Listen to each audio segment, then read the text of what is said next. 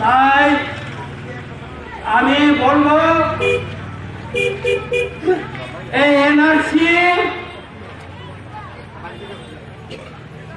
ত্রিপুরা রাজ্যে কার্যকরী করার জন্য, লাগু করার জন্য পিওয়াইপিসি তার দায়িত্ব পালন করার জন্য সুপ্রিম কোর্টে দ্বারস্থ হয়েছে।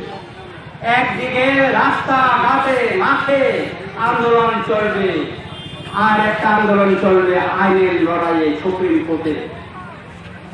সুতরাং এই এনআরসি হবে সুপ্রিম কোর্টের গাইডলাইন অনুসারে। আসামে যখন এনআরসি চালু করার জন্য সুপ্রিম কোর্ট নির্দেশ করলো, সেখানে বিদেশি অনুপ্রবেশকারী কিছু সংগঠন বলেছে, কি বলেছে?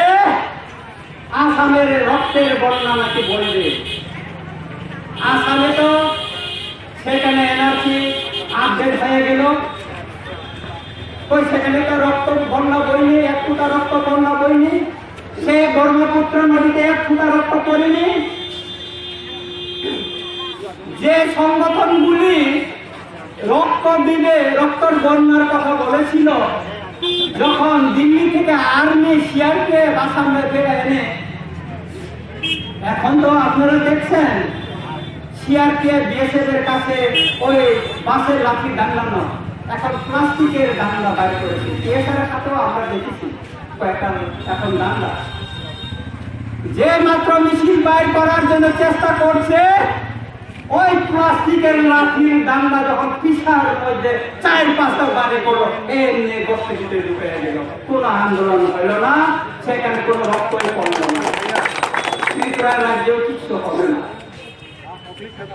আমরা যখন কেস করার পর, সুপ্রিম কোর্টে কেস করার পর, এখানে বাঙালি জনগোষ্ঠী থেকে একটা কেস সুপ্রিম কোর্টে দাখিল করেছিল।